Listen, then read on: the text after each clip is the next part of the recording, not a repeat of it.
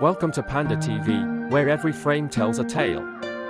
Get ready for non-stop cartoon fun. एक समय की बात है, Subscribe for a front row seat to एक all our गांव में upcoming एक गरीब adventures. बुढ़िया रहती थी। वह पूरी तरह से अकेले रहा करती थी। उसका कोई भी नहीं था, ना बाल बच्चे ना कोई रिश्तेदार। सुबह शाम लोगों के छोटे मोटे काम किया करती थी, जिसके बदले लोग उसको पैसे, अनाज या खाने पीने का सामान दे दिया करते थे, जिसको खा पीकर वह अपना जीवन बिताया करती थी।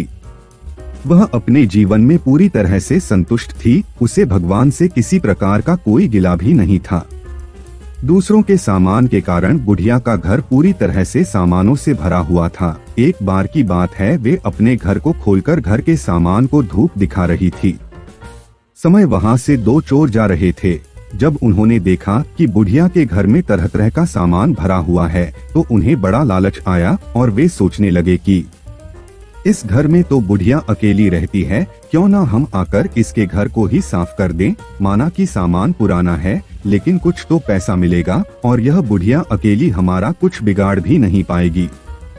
चोरों ने बुढ़िया के घर को अच्छी तरह से देख लिया और समझ लिया कि उन्हें किस तरह से बुढ़िया के घर की सफाई करनी है।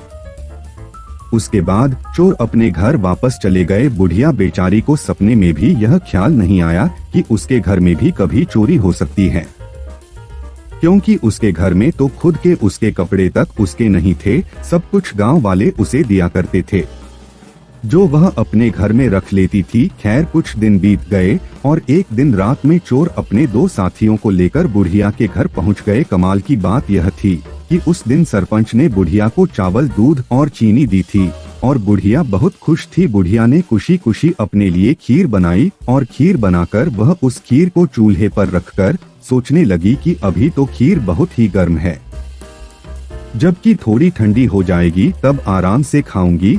और अपने बिस्तर पर लेट गई और खीर के ठंडा होने का इंतजार करने लगी। लेटे लेटे उसे नींद आ गई और वे सो गई और जोर जोर से खर्राटे लेने लगी। चोर बाहर खड़े थे। बुढ़िया के खर्राटे की आवाज सुनते ही उन्होंने सोचा कि चलो अब रास्ता साफ हो गया और अब हम आराम से बुढ़िया का घर साफ कर सकते हैं। वह सब जल्दी जल्दी आकर के घर में सामान तलाशने लगे, परंतु कमाल की बात यह थी कि उन्होंने जो देखा था वह बिल्कुल गलत था। बुढ़िया का घर तो सामान से भरा हुआ था, किंतु एक भी सामान साबुत नहीं था। हर सामान टूटा फूटा, पुराना और खराब था। यह चोर बड़े दुखी हुए और बुढ़िया को बहुत गालियां देने लगे। वह बोले, देखो कितनी दुष्ट बुढ़िया है, आराम से सो रही है और हम बेचारे इतनी मेहनत कर रहे हैं।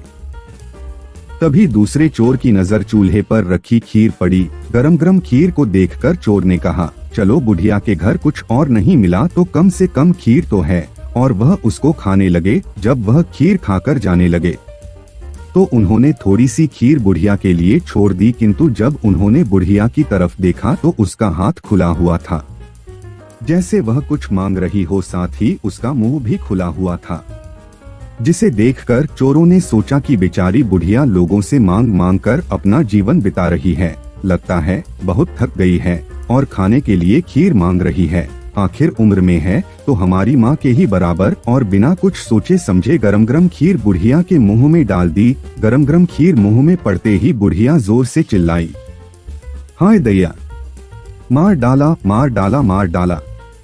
बुढ़िया की चीख सुनते ही चोर डर के जल्दी जल्दी छुपने लगे। जिसने मुंह में खीर डाली थी वह ऊपर जाकर छिप गया, एक चारपाई के नीचे और एक चारपाई के दाएं। बुढ़िया की चीख सुनते ही गांव वाले बुढ़िया के घर आ गए और पूछने लगे, क्या हुआ माँ? बुढ़िया बोली, मुझे क्या पता, ऊपर वाला जाने। यह सुनते ही ऊपर छिपा हुआ चोर बोला, अरे भला मैं क्यों जानूं, तुम्हारी चारपाई के नीचे छिपा चोर ना जाने। यह सुनते ही चारपाई के नीचे वाला चोर बोला, मैं ही क्यों जानूं, चारपाई के दाएं छुपा चोर क्यों ना जाने। और इस तरह से तीनों चोरों ने खुद ही अपना पता गांव वालों को बता दिया और फिर गांव वालों ने उन्हें पकड़कर खूब पिटाई करी और वापस भेज दिया। उसके बाद से चोरों ने कान पकड़ लिया कि आज के बाद कभी वह चोरी कभी नहीं करेंगे। चोर चाहे जितनी भी कोशिश करे अपने आप को छुपाने की, लेकिन वह फिर भी पकड़ा जाता है। इसलिए हमें कभी चोरी नहीं करनी चाहिए और अपने बच्चों को यही सीख देनी चाहिए।